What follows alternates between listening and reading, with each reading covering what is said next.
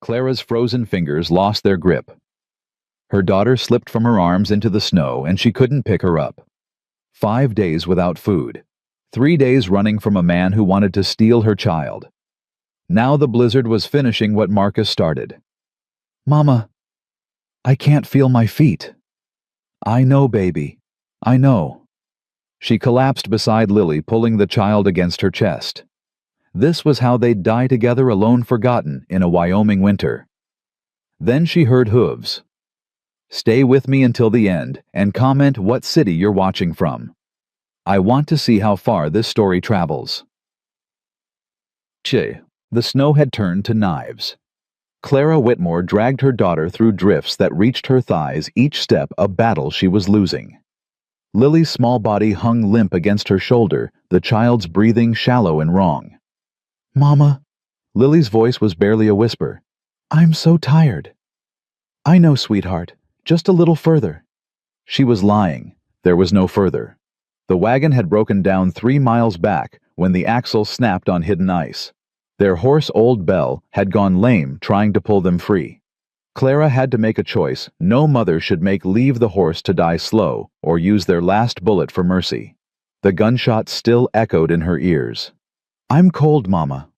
Hold on to me, baby. Just hold on." But Lily's grip was weakening. 5 days since their last real meal. The trading post owner in Cheyenne had looked at Clara's worn dress and empty purse and laughed in her face. "Ain't got charity for runaways," he'd said. "Whatever you're running from, it ain't my problem." She'd begged. God help her, she'd gotten on her knees in front of that man and begged for a handful of cornmeal for anything to feed her daughter. He'd spat on the floor next to her and told her to leave before he called the sheriff. Now here they were. Lost somewhere in Wyoming territory, caught in a blizzard that had come howling out of nowhere, and Clara knew the truth even if she couldn't say it. They were going to die out here. Her foot caught on something buried in the snow. She went down hard, losing her grip on Lily.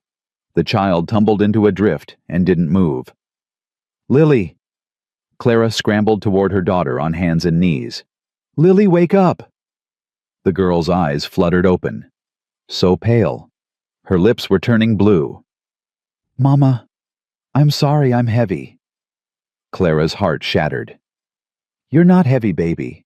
You're perfect. Mama's just tired."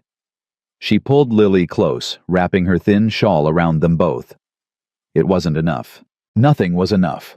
The wind cut through the fabric like it wasn't there, stealing whatever warmth remained in their bodies. Clara had stopped shivering an hour ago. She remembered what that meant from the war winters. When men stopped shaking, they stopped breathing soon after. "Lily, I need you to stay awake. Can you do that for Mama?" "I'll try." But her eyes were closing. Clara pressed her lips to her daughter's forehead and felt how cold the skin was. Cold as death. She thought about praying, but the words wouldn't come. God had stopped listening somewhere between Philadelphia and here. Or maybe he'd never been listening at all. "I'm sorry," she whispered to Lily. "I'm so sorry I couldn't keep you safe." She closed her eyes and pulled her daughter closer. Maybe if she held tight enough, they'd slip away together. Maybe that was mercy, dying with the person you loved most instead of watching them go first. The wind screamed. The snow fell. The world disappeared into white nothing. Then, through the howling storm, a sound, slow, steady, deliberate. Hooves. Clara's eyes snapped open. Her heart, barely beating, suddenly slammed against her ribs. She strained to hear, terrified she'd imagined it. A dying brain playing tricks. But no. There it was again. The measured clop of a horse moving through snow. Leather creaking. Metal jingling. Someone was out there. Someone was riding through this hell. "Lily?" Clara shook her daughter gently. "Lily, wake up. Someone's coming." Hope and terror fought for control of her chest. It could be help, a rancher, a traveler, someone with food and warmth. Or it could be worse. It could be Marcus. Her brother-in-law had sworn to find her, sworn to take Lily no matter how far Clara ran. He had money and connections and the kind of vindictive patience that never quit. What if he'd tracked them this far? What if he'd ridden through the blizzard specifically to catch them at their weakest? Clara's hand moved to the small knife in her boot. A pathetic weapon barely more than a kitchen blade, but it was all she had. "If this is Marcus," she whispered to Lily's unconscious form, "I'll fight. God help me, I'll fight until my last breath." The hoofbeats stopped. Clara's breath caught. Whoever it was had reached them. She heard the horse snorting, stamping. Footsteps in the snow. Coming closer. She pulled Lily behind her and rose to her knees, knife held low. Rain and wind battered her face. She knew she must look like a ghost. Pale, gaunt, half wild, but she didn't care. A shadow appeared through the white curtain of snow. Tall, broad-shouldered, moving, careful, with hands visible. Then he stepped into view. Not Marcus. The man was older, maybe late 30s, with weather-worn features and eyes that had seen too much sun and not enough comfort. He wore a wide-brimmed hat pulled low against the storm, a long oilskin coat that gleamed with ice, and boots caked in frozen mud. But it was his eyes that caught Clara. Steady, measuring, not unkind. The eyes of a man who'd learned to assess situations quick and act accordingly. He looked at her, at the knife, at Lily's small form behind her. Something shifted in his face, not pity, something deeper. Recognition maybe of suffering he understood. He raised both hands slowly, palms out. "Easy now, ma'am. I ain't here to hurt you." Clara didn't lower the knife. "Then what are you here for?" "Saw your wagon yesterday, broken on the ridge about 3 miles east. Figured someone might still be nearby." He glanced at the storm swirling around them. "Didn't expect to find anyone alive in this mess, though." "We had no choice." He studied her for a long moment. She could see him taking in the details, her hollow cheeks, her shaking hands, the way her dress hung loose from lost weight. "The child," he said quietly. "She alive?" Clara's grip on the knife tightened. "Yes." "She don't look good." "She's fine." "Ma'am?" His voice was gentle but firm. "I've been through enough winters to know what frostbite looks like. That girl needs to be somewhere warm, and she needs it now. And I suppose you're offering—" "I am." Clara laughed, a harsh, broken sound. "Just like that, you find a stranger in a snowstorm and offer to take her home. Just like that. Why?" He was quiet. The wind howled around them. Then he reached slowly into his coat, and Clara tensed her knife, coming up. But what he pulled out wasn't a weapon. It was a bundle wrapped in oilcloth, small, about the size of 2 fists. He stepped closer, then knelt in the snow, bringing himself to her eye level. Even on his knees, he was nearly as tall as she was standing. "Got some bread here," he said, unwrapping the bundle. "Not much and hard as rock, but it's food." Clara stared at the bread, dark, rough-hewn, the kind made with more grit than flour. Her stomach cramped so hard it doubled her over. "How much?" she whispered. "How much what? How much do you want for it?" His eyes softened. Something that might have been sorrow crossed his face. "Nothing. It's yours." He held it out. "You and that girl look half dead already. I ain't about to charge you for staying alive." Clara's vision blurred. She told herself it was just the snow, but she knew better. "We haven't eaten," she heard herself say, the words breaking free. "Not in 5 days. We have nothing. No money, no supplies, nothing to offer." "I know." His voice was quiet. "I can see that. Take the bread." He held it close enough that she could reach without coming near him, giving her the choice, letting her keep her distance. Slowly, Clara lowered the knife.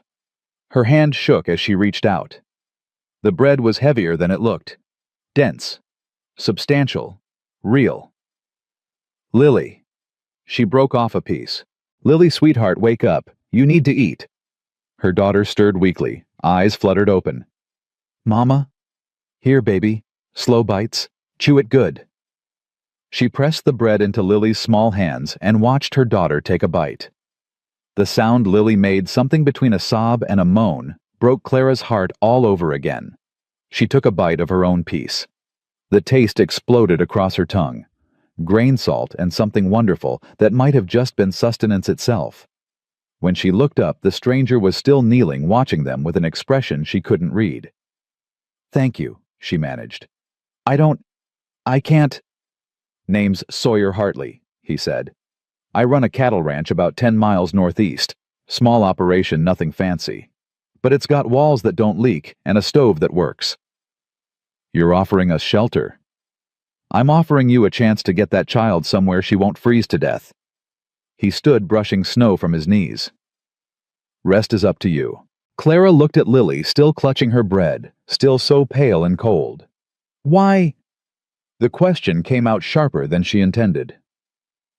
"Why would you help us? You don't know anything about us. We could be criminals. We could be—" "Ma'am." He cut her off, but not unkindly. "I don't need to know your story to see you're in trouble, and I don't need a reason to help beyond the fact that you need it." "Everyone needs a reason." "Then here's mine." He met her eyes, and something old and painful flickered in his gaze. 10 years ago, I came home from the war and found my house empty. My wife died while I was gone, her and the baby she was carrying. There wasn't nobody to help her. Nobody to bring water or medicine, or even hold her hand while she suffered. He looked away, jaw tight. "I can't fix that. Can't undo it. But I can make sure it don't happen to someone else's wife and daughter. Not if I can prevent it." Clara felt something crack open in her chest. "I'm not anyone's wife," she said quietly. "Not anymore." "Widow?" "Yes." Sawyer nodded slowly. "Running from something?" The question hung in the frozen air between them. Clara thought about lying, about protecting herself with silence and misdirection like she'd been doing for months. But something in his steady gaze made her tell the truth. "Running from someone, my husband's brother. He wants my daughter, or rather, he wants her inheritance. He's got lawyers and legal papers and money for bribes." Her voice hardened. "I won't let him have her. I'll die first." "Reckon you almost did." "I'll do it again if I have to." Sawyer studied her for a long moment. Then he nodded once, decisive. "All right then. Let's get you both somewhere warm before we got to test that promise." He moved to his horse, a tall roan gelding standing patient in the storm, and pulled down a bedroll and another piece of oilcloth. "Can you ride?" "I grew up in Philadelphia. Horses were for pulling carriages." "Then I'll walk. You and the girl take the saddle." He lifted Lily first, settling her gently like she weighed nothing. Then he offered Clara his hand. She hesitated. This was the moment. Trust or don't.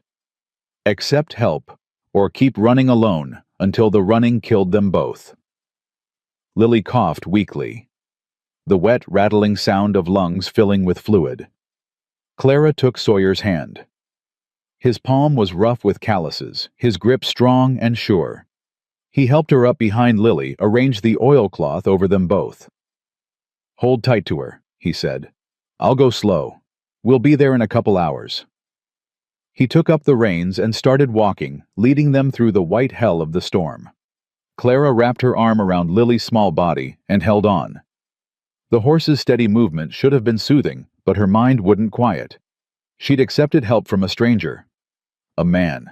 After everything she'd been through, after every man who'd looked at her with greed or cruelty or cold indifference, she'd put her daughter's life in the hands of someone she didn't know. It was either the bravest thing she'd ever done or the most foolish. "Mama." Lily's voice was thin, reedy. "Yes, baby. Is the man going to hurt us?" Clara looked at Sawyer's broad back, at the way he leaned into the wind without complaint, at the careful way he led the horse around obstacles she couldn't even see. "No, sweetheart," she said, surprising herself with the certainty in her voice. "I don't think he is." The journey blurred together, snow and wind and cold, and the eternal rhythm of the horse's hooves. Clara drifted in and out of consciousness, only Lily's weight against her chest keeping her anchored. Then lights. A building taking shape through the storm. A house. A barn. smoke rising from a chimney. "Almost there," Sawyer called back. "Hold on just a little longer." He led them to a porch, then helped Clara down. Her legs buckled, she hadn't realized how weak she'd become, but he caught her, steadied her. "I got you," he said. "I got you both." He lifted Lily into his arms and carried her inside. The warmth hit Clara like a physical force. She staggered through the door and nearly wept at the simple miracle of heat of walls blocking the wind of a fire crackling in a black iron stove. Sawyer laid Lily on a bed in a small room, then stepped back to let Clara take over. She stripped off her daughter's frozen clothes with numb fingers, wrapped her in thick wool blankets that smelled like soap and sun. "There's shirts in that drawer," Sawyer said from the doorway. "They'll be too big, but they're warm. You should change too. You're soaked through." Clara found the shirts, men's work shirts, flannel soft from many washings. She dressed Lily first, then herself, the fabric hanging to her knees like a dress. When she came out of the bedroom, Sawyer was stoking the fire, building it higher. "Coffee's on," he said without turning. "Should be ready soon." Clara stood there in a dead man's wife's house, wearing a stranger's clothes, watching this quiet man tend a fire like it was the most natural thing in the world. "I don't understand you," she said. He glanced back. "Not much to understand. You pulled us out of that storm. You're giving us food and shelter. You don't even know my name." "Then tell me." "Clara. Clara Whitmore. My daughter is Lily." "Clara." He tested the name, nodded. "Pretty." "Mr. Hartley." "Sawyer." "Sawyer." She swallowed. "I need you to understand something. The man I'm running from, he's dangerous. He has money and connections. If he finds out where I am, he'll come here. He'll bring trouble to your door."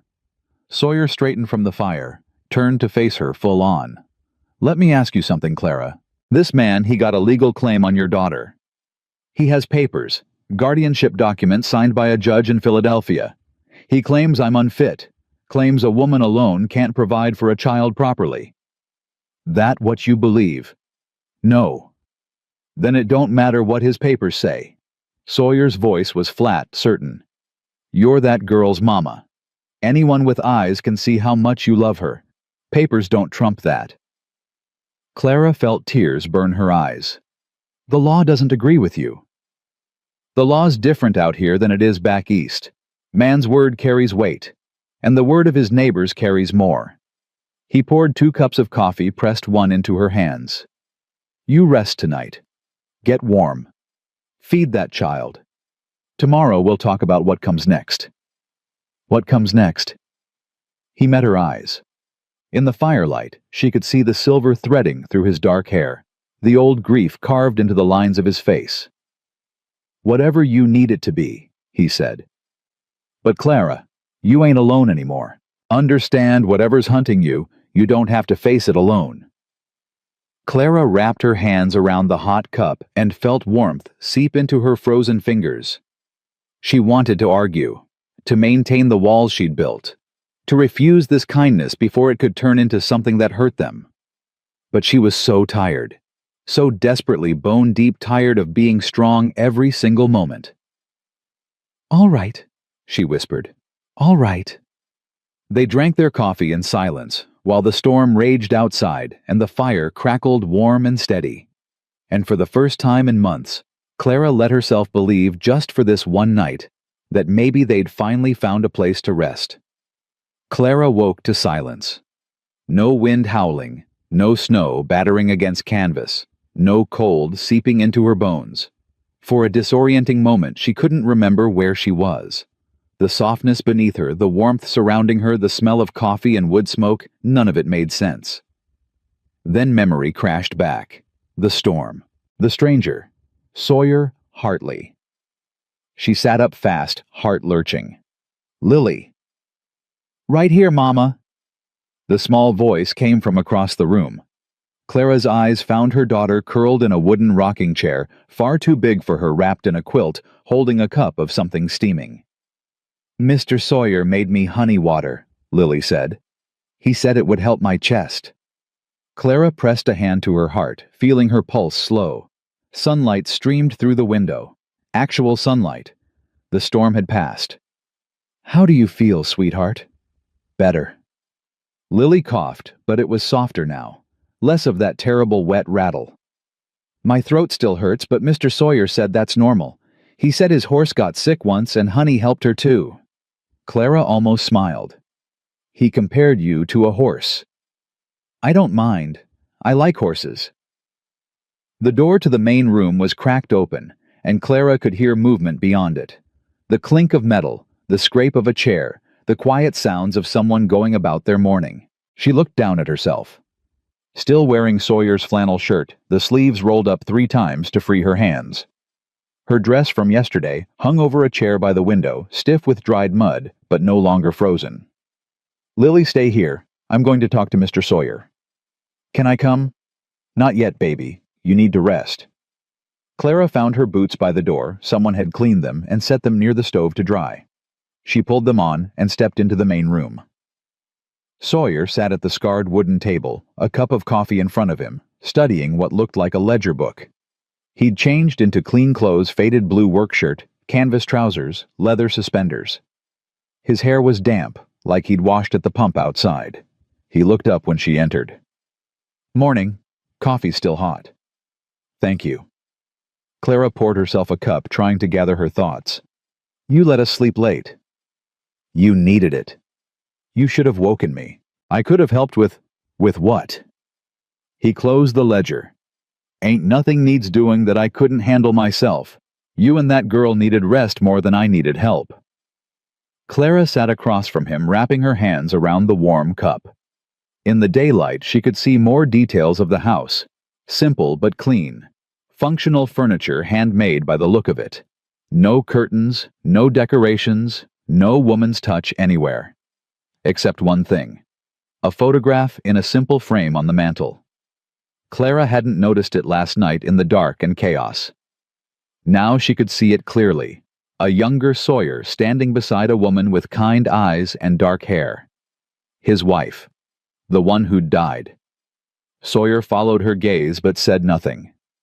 "She was beautiful," Clara offered quietly. "She was." "How long has it been?" 10 years, 3 months, 12 days. He said it flat factual, like he'd counted every one. "Rachel was her name. She'd have liked you, I think. She had a soft spot for people who didn't know when to quit." Clara didn't know what to say to that, so she said nothing. They sat in silence for a moment, the only sound the fire crackling and the distant call of birds outside. Then Sawyer leaned back in his chair and fixed her with that steady gaze. "I rode out early this morning, checked on your wagon." Clara tensed. "And axles snapped clean through, wheels shattered. Even if I could repair it, your horse is gone." He paused. "I'm sorry. I know that's hard news."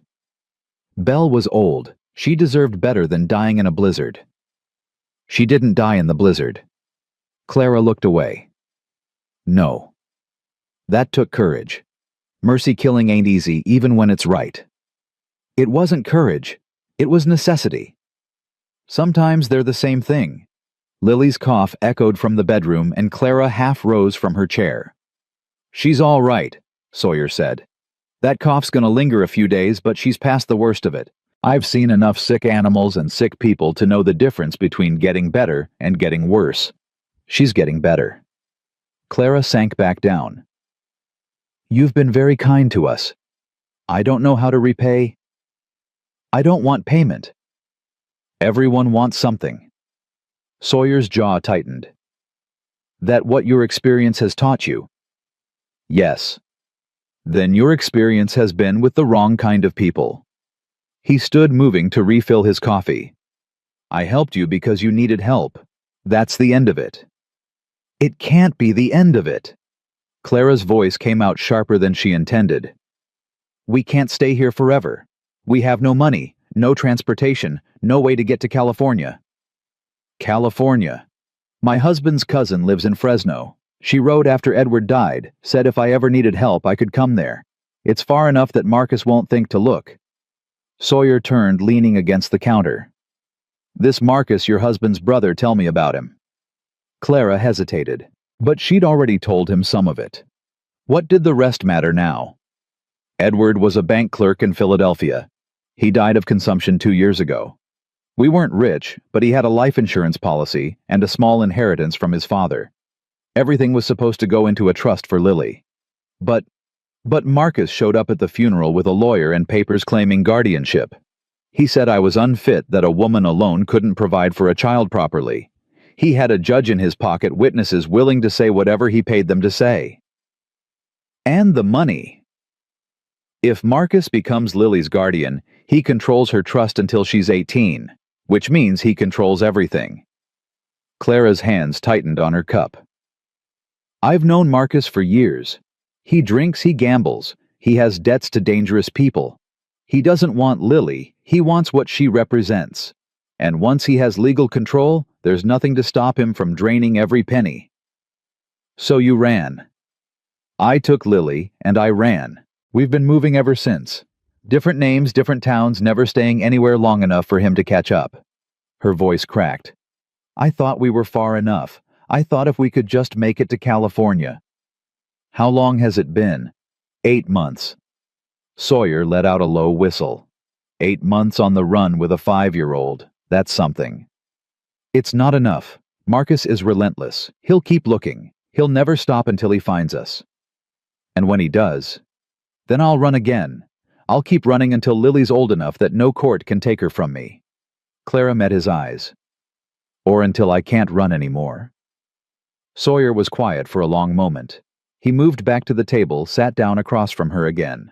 There might be another way. What do you mean? The law's different out here, Clara. Texas, Wyoming, these territories, they don't bow and scrape to Eastern courts the way you might think. A man's word carries weight, his reputation, his standing in the community. And if a woman has a husband, her position is even stronger. Clara's heart started beating faster. I don't have a husband. You could. The words hung in the air between them. Are you? Clara couldn't finish the sentence. I'm proposing a legal arrangement. Sawyer's voice was careful, measured. Marriage on paper makes you a married woman with a husband who has land, reputation, and friends in this county. Makes Lily my legal daughter if I adopt her proper. Those guardianship papers from Philadelphia, they become worthless. Marcus would have to fight me in a Texas court, and I've got resources he don't know about. Clara stared at him. Her mind was racing, trying to process what he was offering. You don't know me. I know enough. You know nothing. I could be lying about everything. I could be a criminal, a thief, Are you? No, but then I know what I need to know. Sawyer leaned forward. You're a mother who'd die for her child. You've survived 8 months of running on nothing but determination and grit. And when I found you in that storm, you were holding a knife and ready to fight even though you could barely stand. That's everything. His voice was firm now. Clara, I've been alone for 10 years. This house, this land, it's all I've got. And I've built something worth having. But what's the point of building something if there's no one to share it with? No one to leave it to? You want an heir. I want a family. I wanted one with Rachel, and I lost that chance. Now I'm offering you protection, stability, a home. And in return... He paused. In return, I get to not be alone anymore. Clara's throat was tight. What about... would you expect... I expect nothing except what you're willing to give. Sawyer's eyes were steady. You'd have your own space, your own room if you want it. I wouldn't presume on any rights that marriage might give me. This would be a partnership, a legal protection. Nothing more unless you wanted it to be. Why? Clara's voice cracked. Why would you do this for strangers? Sawyer looked at the photograph on the mantel. When he spoke, his voice was rough. Because Rachel died alone. Because I wasn't there when she needed me. Because I've spent 10 years trying to make peace with that and never quite managing. He looked back at Clara. Maybe this is my chance. To save someone I couldn't save before. To be there when it matters. Clara felt tears burn her eyes. It was too much. Too generous. Too dangerous for him. Marcus will make trouble for you. If he finds out, let him try. There was steel in Sawyer's voice now. I didn't survive 4 years of war by being easy to push around. and I didn't build this ranch by backing down from fights. You don't understand what he's like. I understand exactly what he's like. I've known men like him my whole life. Bullies with money who think they can take whatever they want because no one's ever stood up to them. Sawyer's jaw hardened. He ain't met me yet. Clara's mind was spinning. Everything she'd been taught said this was madness. You didn't marry strangers. You didn't trust men who offered too much for too little. You didn't believe in fairy tales where cowboys rode in and saved the day. But Lily was in the next room, still coughing, still weak. 8 months of running had nearly killed them both, and California was still weeks away, weeks they might not survive. I need to think, she said finally. Take all the time you need. Sawyer stood. I've got work to do in the barn. You and Lily stay warm. There's bread in the tin and preserves in the cold box if you're hungry. He grabbed his hat from a hook by the door, settled it on his head. Sawyer. He turned. If I said no, if I decided to leave as soon as Lily's well enough to travel, would you let us go? Yes. No arguments? No trying to convince me? You're not a prisoner, Clara. You're a guest. If you want to leave, you leave. No questions asked. He opened the door. But I hope you'll at least consider it. Not for my sake, for Lily's. That girl deserves better than spending her childhood running. The door closed behind him. Clara sat alone at the table for a long time, staring at her cold coffee and trying to make sense of everything that had just happened. Marriage. To a stranger. For protection. It was insane. It was desperate. It was exactly the kind of reckless decision that had gotten her into trouble before, but it was also a chance. The first real chance she'd had in 8 months. Mama! Lily stood in the bedroom doorway, the quilt wrapped around her shoulders like a cape. What is it, sweetheart? I'm hungry. Clara pushed aside her racing thoughts and went to her daughter. Let's find you something to eat. She fixed Lily a plate bread and preserves, as Sawyer had said, and sat with her while she ate. The child's appetite was good, better than it had been in weeks. Color was returning to her cheeks. I like it here, Lily said between bites. It's warm. It is warm. Mr. Sawyer is nice. He seems to be. Is he going to be our friend? Clara smoothed her daughter's tangled hair. I don't know, baby. We'll see. I hope he is. Lily looked up with those big brown eyes. I'm tired of running, Mama. I want to stay somewhere. The words hit Clara like a blow. 5 years old and already tired of running. Already craving stability and safety and a place to call home. What kind of life was that for a child? Eat your breakfast, Clara said softly. We'll talk about it later. The day passed slowly. Lily napped and Clara found herself moving through the house, learning its rhythms. She washed dishes in the basin by the window. She swept the floor. She heated water and helped Lily bathe, washing the child's hair until it shone. Small things, domestic things. The kind of things she'd done in another life before Edward died and everything fell apart. When Sawyer came in for lunch, she had food waiting. Nothing fancy, just heated beans and more bread, but he looked surprised and pleased. Didn't expect this. I'm not going to sit idle while you're working. He nodded, something like respect in his eyes. Fair enough. They ate in silence that was almost comfortable. When he'd finished, Sawyer pushed back from the table. I need to ride to town this afternoon, check on some supplies I ordered and pick up the mail. Is it far? About an hour each way. I should be back before dark. Clara hesitated. Would you check if anyone's been asking questions about a woman traveling with a child? Sawyer's expression didn't change. I will. Lock the door while I'm gone. Don't answer for anyone you don't know. After he left, Clara stood at the window and watched him right away until he disappeared over the horizon. Then she checked the lock, and checked it again. Old habits. The afternoon stretched long. Lily played with her rag doll Rosie, she called it, made by Clara's mother before she died, and chattered about the horses she'd seen in the barn, and the cat she hoped lived there, and whether Mr. Sawyer had any books she could look at. I don't know, sweetheart. We'll have to ask. When is he coming back? Before dark. I miss him. Clara looked at her daughter sharply. You just met him. I know, but he's nice. He talks to me like I'm a real person, not just a baby. That gave Clara pause. She thought about all the men they'd encountered in 8 months of running. The ones who ignored Lily entirely. The ones who looked at Clara with predatory eyes. The ones who offered help with strings attached that she'd learned to recognize and flee. Sawyer hadn't looked at her like that, not once. He is nice, Clara admitted. But Lily, we need to be careful. We don't know him very well yet. I know. Lily's voice was too old for her years. We have to be careful about everyone. The sun was setting when Clara heard hooves approaching. She tensed automatically, then forced herself to relax when she recognized Sawyer's roan through the window. He came in with a satchel over one shoulder and a newspaper tucked under his arm. His face was neutral, but she'd learned enough to read the slight tension in his shoulders. Well? No one's asking about you. At least not yet. He set the satchel on the table. But there was a man on the stage from Cheyenne this morning. City clothes, fancy boots. He was asking about available rooms at the boarding house. Clara's heart stopped. Did you see him? Only from a distance. Didn't want to get too close and attract attention. What did he look like? Tall, dark hair, dressed like money. Sawyer's eyes met hers. Mean something to you? Clara sank into a chair. Her hands were shaking.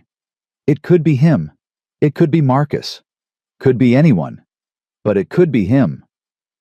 Sawyer didn't argue. He pulled off his hat, hung it on the hook by the door. You make that decision yet. Clara looked at him. At this man she'd known for less than 2 days, who was offering her everything she needed. If I say yes, she said slowly, when could it happen? I know the pastor in town. Good man doesn't ask questions. If we rode in tomorrow morning, we could be married by noon. That fast. This is Wyoming, Clara. People don't wait around for things to happen, they make them happen. Clara thought about the man at the boarding house, about Marcus's face, the last time she'd seen him twisted with rage as she fled Philadelphia with Lily in her arms. About 8 months of running and hiding and never feeling safe. She thought about Lily, who wanted to stay somewhere, who wanted a friend, who was tired of being scared. All right, she heard herself say. Yes. Something shifted in Sawyer's expression. Not quite relief, something more complicated than that. You're sure? I'm not sure of anything anymore, but I'm sure that I can't keep running forever, and I'm sure that my daughter deserves better than the life I've been giving her. Clara stood squaring her shoulders. If marrying you protects her, then that's what I'll do. Sawyer nodded slowly. We leave at dawn. The pastor holds services early, but he'll make time for us. What do I need to do? Just be ready. I'll handle the rest. He moved to the stove to start supper, and Clara watched him, this stranger, who was about to become her husband. Sawyer. He turned. Thank you, for all of it. Even if this turns out to be a mistake, thank you for trying to help us. It's not a mistake. His voice was quiet, but certain. Whatever else happens, Clara, I promise you that. She wanted to believe him. God help her, she wanted to so badly. I'll tell Lily, she said. She should know what's happening. Wait. Sawyer crossed the room, stopped in front of her. Before you do, I need to ask you something. What? Do you want this? Not just for Lily, not just for protection, but for yourself. Do you want a chance at a real life here? Because if this is just desperation talking, if you're gonna spend our whole marriage looking for the first chance to run again, then we shouldn't do it. Clara met his eyes. The question deserved honesty. I don't know what I want anymore. I've spent so long just trying to survive that I've forgotten what it feels like to plan for the future. She took a breath. But I know I want Lily to be safe. I know I want her to grow up without fear. And I know that when I look at you, I don't feel afraid. That's more than I've been able to say about any man in a long time. Sawyer held her gaze for a long moment. That's enough, he said finally. We'll build from there. He went back to the stove and Clara went to tell her daughter that everything was about to change. Lily listened to the news with wide eyes. "You're going to marry Mr. Sawyer?" "Yes, sweetheart." "Does that mean he'll be my papa?" Clara's throat tightened. "It means he'll be your legal father. He'll protect us and take care of us, and we'll live here with him." "But what about my real papa?" "The one in heaven." "You can have two papas, baby. One in heaven watching over you, and one here keeping you safe." Lily considered this with the seriousness only a child could bring to such a question. "Will Mr. Sawyer love me?" "I think—" Clara paused, remembering the gentle way Sawyer had lifted Lily from the snow, the way he'd made her honey water and compared her to his sick horse. "I think he already does in his way." "Will you love him?" The question caught Clara off guard. Love. She hadn't thought about love in so long.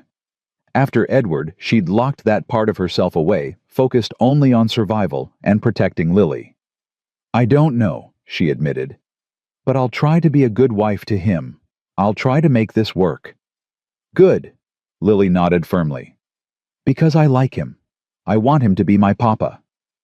Clara hugged her daughter tight, breathing in the smell of her hair, feeling the small heart beating against her own. Then that's what he'll be. That night, Clara couldn't sleep. She lay in the bed that would soon be hers, permanently staring at the ceiling, and trying to imagine what her life would look like in a week, a month, a year.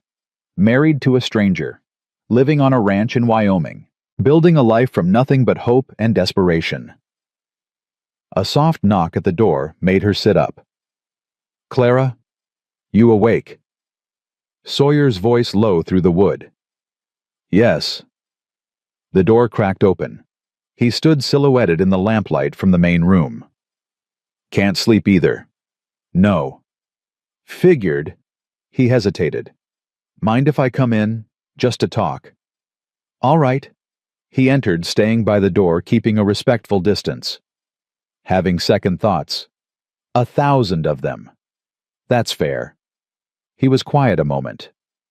"I want you to know if the man in town is Marcus, if he's found you somehow, I won't let him take Lily. Marriage or no marriage. I won't stand by and watch that happen." "Why?" Clara's voice came out rough. "Why do you care so much about strangers?" Sawyer leaned against the wall, his face half in shadow. "Because I've been alone for a long time, Clara. And alone makes you hard. It makes you forget what matters. Then I found you and Lily in that storm, and something woke up in me that I thought was dead." He paused.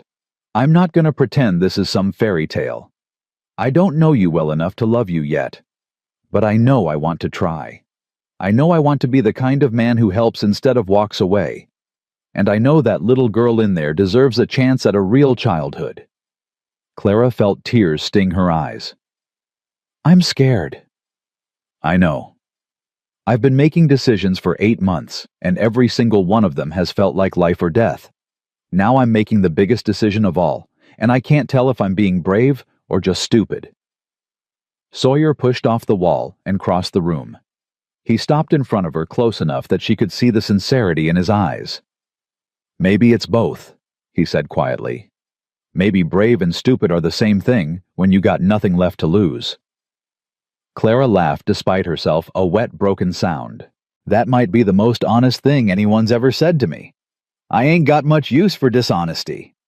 Sawyer reached out, hesitated, then gently touched her hand. "We'll figure this out, Clara. Together. That's the whole point." His hand was warm and rough and real. Clara turned her palm up, let her fingers thread through his. "Together," she repeated. They stayed like that for a long moment, two strangers on the edge of becoming something more. Then Sawyer squeezed her hand and stepped back. "Get some sleep. We leave at dawn." He was at the door when Clara spoke again. "Sawyer." He turned. "I'll try," she said. "I don't know if I can love you. I don't know if I can love anyone anymore, but I'll try." Something shifted in his face. Not quite a smile, but something close to it.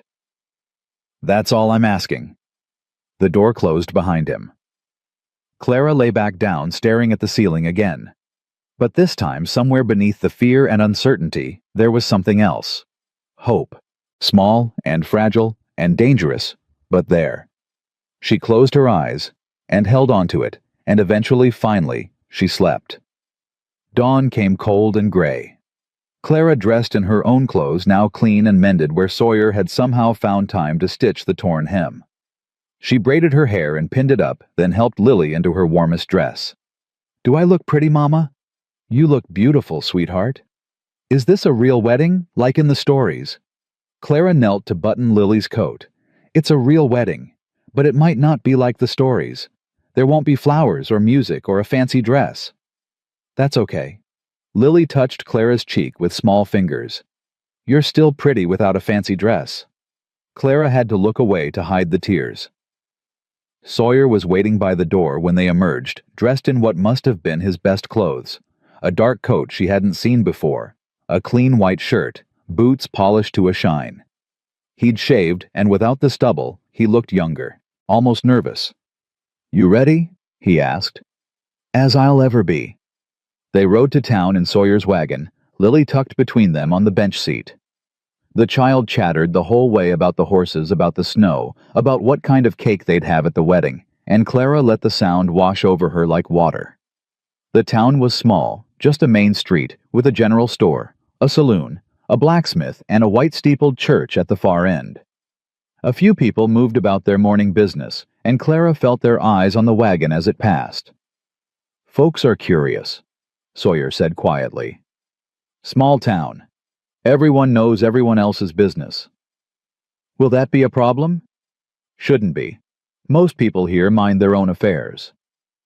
He pulled the wagon up in front of the church. "Pastor Williams is expecting us. I sent word yesterday." Clara's hands were shaking as Sawyer helped her down. This was really happening. In less than an hour she'd be married again. To a man she'd known for 3 days. "Mama, look!" Lily was pointing at the church door, where an older couple stood waiting. The woman was short and round, with gray hair, pulled back in a sensible bun. The man was tall and weathered, with the look of a farmer. "Henry and Margaret Dawson," Sawyer said. "Neighbors from the ranch east of mine. I asked them to be witnesses." Margaret bustled forward, her face warm with welcome. "So, this is the young lady Sawyer's been hiding away." She took Clara's hands in her own. "Don't you worry, dear. Everything's going to be just fine. Sawyer Hartley's the best man in this county, and that's not flattery, it's plain fact." "Thank you," Clara managed. "And who's this little one?" Margaret crouched down to Lily's level. "Aren't you just the prettiest thing?" "I'm Lily. I'm going to have a new papa today." Margaret's eyes softened. "Yes, you are, and a fine papa he'll be." Henry Dawson shook Sawyer's hand, clapping him on the shoulder. "About time you stopped rattling around in that house alone. Rachel would approve, you know. She always hated seeing you lonely." Something flickered in Sawyer's eyes. "I know." They entered the church together. It was small and plain, with wooden pews and a simple altar. Pastor Williams waited at the front, a kind-faced man with white hair and spectacles perched on his nose. "Mr. Hartley, and this must be your bride." "Clara Whitmore," Sawyer said, "and her daughter Lily." The pastor smiled at them both. "Shall we begin?" It happened fast, faster than Clara expected. The pastor spoke the familiar words, "Do you take this man? Do you take this woman?" And Clara heard herself saying, "I do," like someone else was speaking with her voice. Sawyer's hand was warm and steady when he slipped a simple gold band onto her finger. "It was my mother's," he said quietly. "Only thing of value I got left from before the war." Then the pastor pronounced them man and wife, and Sawyer looked at Clara with a question in his eyes. She nodded. He leaned forward and pressed a kiss to her forehead. Gentle, respectful, a promise rather than a demand. "Well," Margaret said, dabbing at her eyes, "isn't that just lovely?"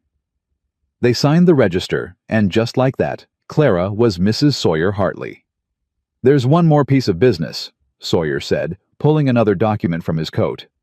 "The adoption papers. If you're willing, Clara, I'd like to make this official." Clara looked at the paper, a formal declaration of adoption, making Lily legally Sawyer's daughter. "Are you sure?" "I've never been more sure of anything." She signed. Sawyer signed. Pastor Williams notarized the document with his official seal. "Congratulations, Mr. Hartley," the pastor said.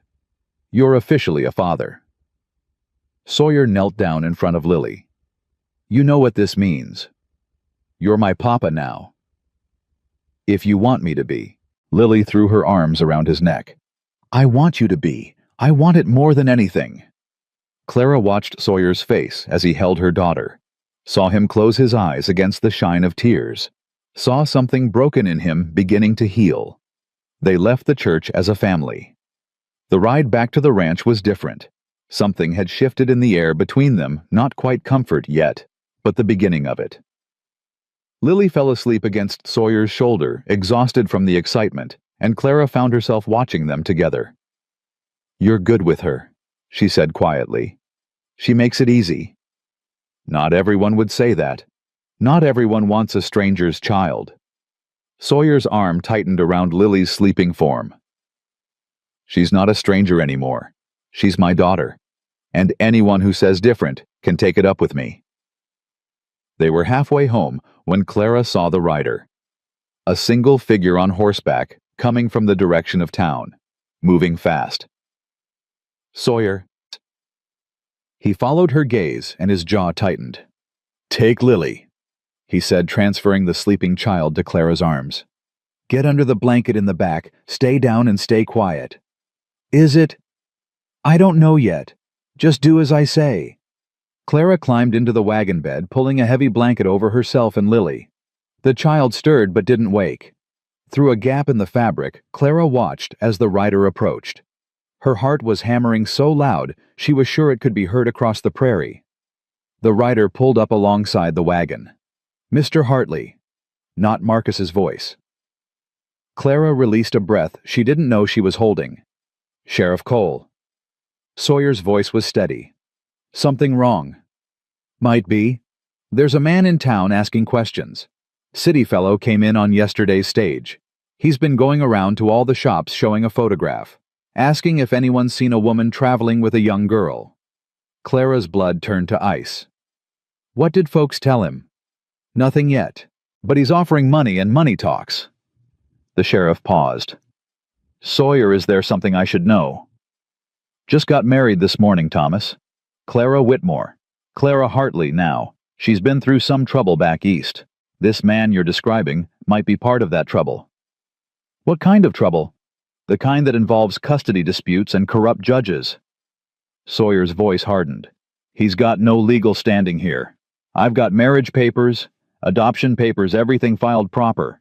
Whatever claims he thinks he has, they don't mean spit in Wyoming." The sheriff was quiet a moment. "You sure about this, Sawyer, taking on someone else's fight?" "It's my fight now, Thomas. Clara's my wife. Lily's my daughter.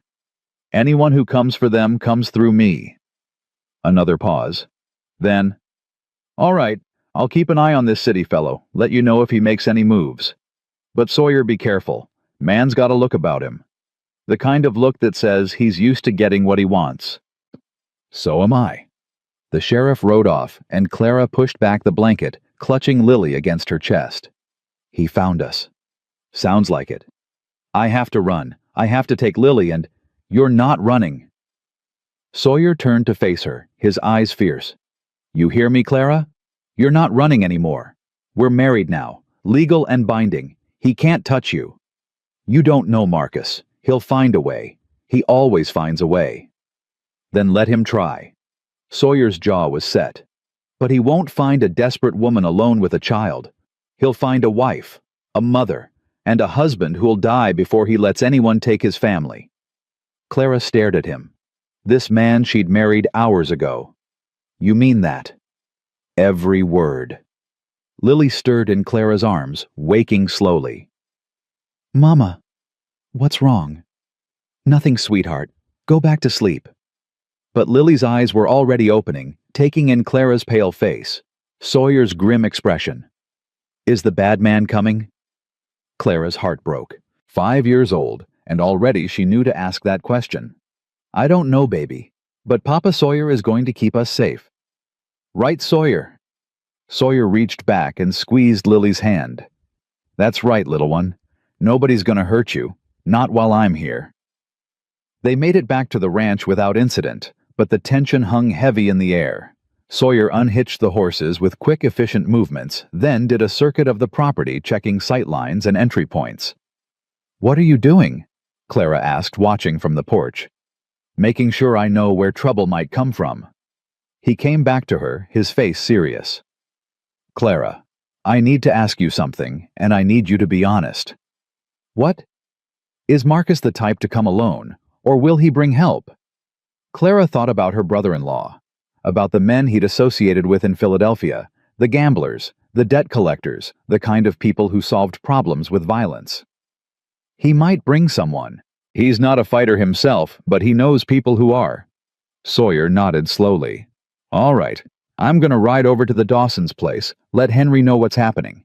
If things go bad, I want someone who can come quick. You're leaving us. Only for an hour. You'll be safe here, doors locked, rifle loaded. He took her hands. Clara, can you shoot?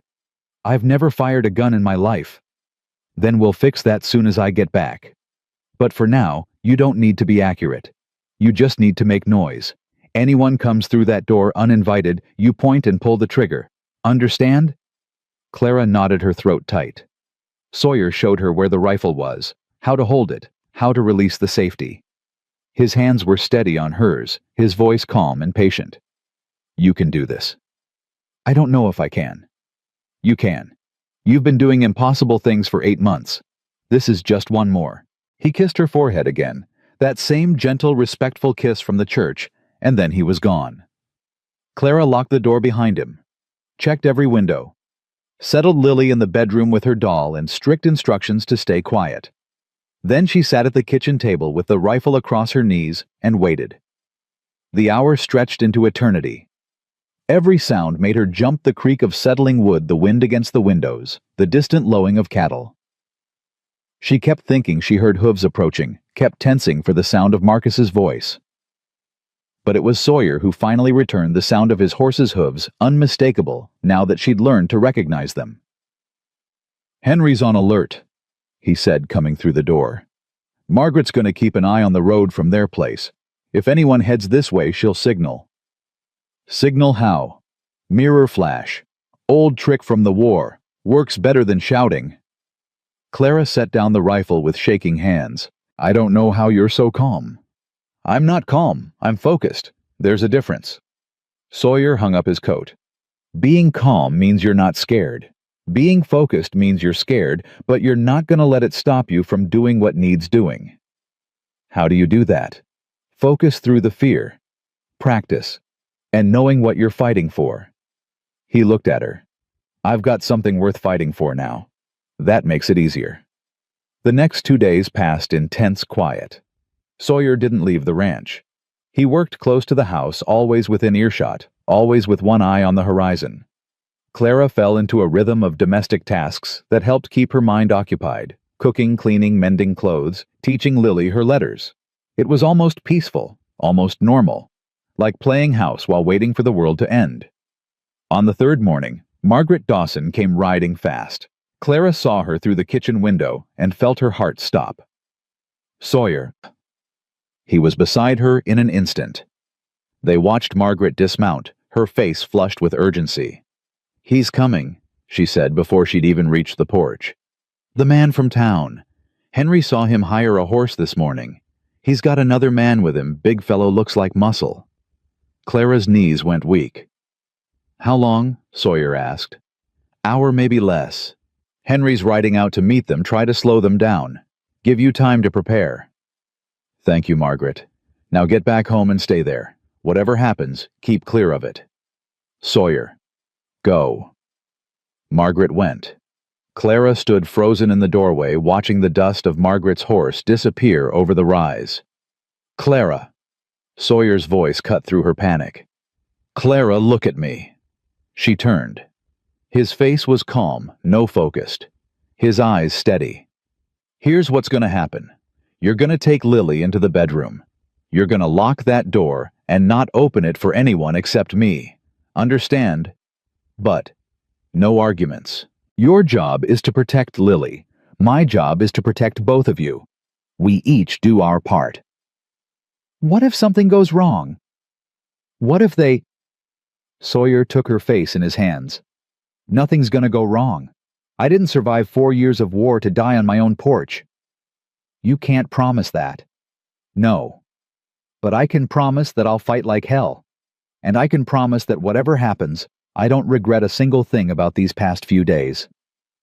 His thumb brushed her cheek. You gave me a family, Clara. You gave me a reason to keep going. That's worth fighting for. Clara felt tears spill down her cheeks. I'm scared. I know. Be scared later. Right now, be strong. For Lily. He kissed her. Not on the forehead this time, on the mouth. Quick and fierce and full of everything neither of them had words for. Then he was gone, striding toward the barn to get his rifle. Clara ran to the bedroom. Lily looked up from her doll eyes wide. Mama? Come here, baby. We're going to play a game. We're going to stay very quiet and wait for Papa Sawyer. Is the bad man here? Clara gathered her daughter in her arms. He might be coming, but Papa Sawyer is going to send him away. We just have to be brave and quiet. Can you do that? Lily's small face was serious. I can be brave, Mama. I've been brave before. Yes, you have. You're the bravest girl I know. They huddled together on the bed, and Clara pulled the quilt around them both. Through the window she could see Sawyer on the porch, rifle in his hands, watching the road. Waiting. The wait was agony. Then hooves. More than one horse. Coming fast. Clara pressed her hand over Lily's mouth, silencing the small whimper that rose in the child's throat. Shh! I've got you. I've got you. Through the thin walls she heard voices. Sawyer Hartley. A voice she didn't recognize. Deep rough. The hired muscle, probably. That's right. And you're on my property uninvited. My employer just wants to talk. Then let him talk. A pause. Then another voice, smooth-cultured, dripping with false civility. Marcus. Mr. Hartley, I apologize for the intrusion. My name is Marcus Whitmore. I believe you've been harboring my sister-in-law and niece. I've been sheltering my wife and daughter. If you're talking about Clara and Lily, that's who they are now. Wife. Marcus's laugh was sharp, incredulous. You married her. My, she does work fast. Tell me, Mr. Hartley, how much did she pay you for this little charade? Or did she offer something else to seal the bargain? Clara's hands clenched into fists. Even now, even here, Marcus couldn't resist his cruelty. You'll want to watch your mouth. Sawyer's voice was dangerous. That's my wife you're talking about. Your wife? Yes, I'm sure that's very official. And I'm sure it will hold up beautifully in court when I prove this marriage is a fraud designed to thwart legal guardianship proceedings. Those proceedings ended when Clara remarried. You got no legal standing here. I have guardianship papers signed by a judge in Philadelphia. This ain't Philadelphia. The law is the law, Mr. Hartley. It doesn't change just because you cross state lines. Actually, it does. Texas, Wyoming. These territories, we got our own courts, our own judges, and I've got documentation filed proper with every one of them. Sawyer's voice was flat. You want to challenge my marriage, challenge my daughter's adoption. Go ahead, file suit, but do it through proper channels, not by showing up at a man's home with hired guns. I'm not here to fight, Marcus said smoothly. I'm here to talk, to reach a reasonable agreement. Surely you can see that it's in everyone's best interest for this matter to be resolved quietly. Here's what I see. I see a man who's been chasing a widow and a child across half the country. I see a man who's more interested in an inheritance than in a little girl's welfare. And I see a man who brought muscle to a conversation because he knows he can't win on his own merits. You don't know what you're dealing with. I know exactly what I'm dealing with. A bully with money who thinks he can take whatever he wants.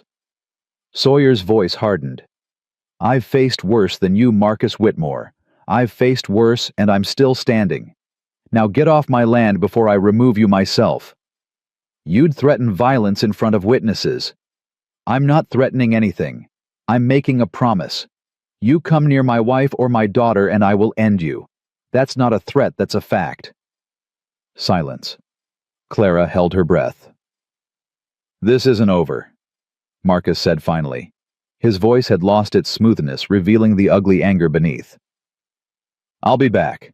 With lawyers, with marshals, with whatever it takes. That child belongs to me and I will have her. You'll have nothing. Sawyer's voice was cold. Now leave, while you still can. More silence. Then hooves retreating. Clara sagged against the headboard, tears streaming down her face. Lily was crying too silently, her small body shaking. Is he gone, Mama? He's gone, baby. Papa Sawyer sent him away. The bedroom door opened. Sawyer stood there, rifle still in his hands, face pale but determined. He's gone. For now. Clara launched herself at him, throwing her arms around his neck. He caught her, held her tight, one hand stroking her hair while she sobbed against his shoulder. It's all right. You're safe. You're both safe. He'll come back. You heard him. He'll come back with lawyers and marshals and... Let him. Sawyer pulled back, cupping her face in his hands. Clara, listen to me. I meant what I said. Every word. Whatever he brings, we'll face it together. He's not taking Lily. Not today. Not ever. How can you be so sure? Because I've got something he doesn't. What? Sawyer looked at her, at Lily peeking out from behind her mother's skirts, and something soft entered his eyes. I've got a family worth fighting for. And that makes all the difference. That night, after Lily had finally fallen asleep, Clara sat on the porch beside Sawyer. The night was cold and clear, stars scattered across the sky like spilled diamonds. Thank you, she said quietly, for standing up to him.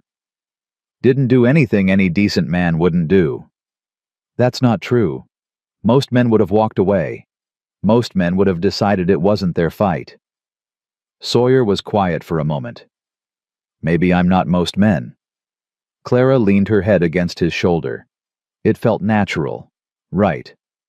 What happens now? Now we prepare. I'll ride to town tomorrow, talk to the sheriff, file a formal complaint about Marcus's harassment. Make sure there's a record of everything that happened today. And if he does come back with marshals, then we show them our documents. Marriage certificate, adoption papers. Everything filed legal and proper. Sawyer's arm settled around her shoulders. Clara, I'm not going to lie to you and say this will be easy. It might get ugly before it gets better. But we've got truth on our side. And out here that counts for something. Clara closed her eyes, feeling the warmth of him against her side. I never thanked you properly, she said. For everything. For saving us from that storm. For marrying me. For standing up to Marcus today. You don't need to thank me. Yes, I do. She opened her eyes, looked up at him. Because a week ago I was dying in the snow, convinced that God had abandoned us. Now I'm sitting on a porch with a husband who just faced down the man who's been haunting my nightmares for 8 months. That's not nothing, Sawyer. That's everything. He looked at her for a long moment. Something shifted in his expression, something tender and vulnerable that she hadn't seen before. You know what I thought that night I found you in the storm. What? I thought God was giving me a second chance, a chance to save someone after I couldn't save Rachel. His voice roughened. But it's more than that now. You and Lily, you're not just people I saved, you're my family. And I'll protect my family with everything I've got. Clara reached up, touched his face. The stubble was growing back rough against her palm. I know I said I didn't know if I could love you, she whispered. That first night when you asked if I wanted this, I said I didn't know. I remember. I think I was wrong. She swallowed hard. I think maybe I was already starting to love you even then. I was just too scared to admit it. Sawyer's breath caught. Clara, you don't have to say anything. I just wanted you to know.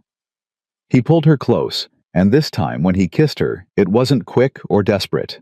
It was slow and deep and full of promise. When they finally broke apart, both of them breathing hard, Sawyer rested his forehead against hers. I love you too, he said quietly. I know it's fast. I know we barely know each other. But I love you, Clara Hartley. You and Lily both.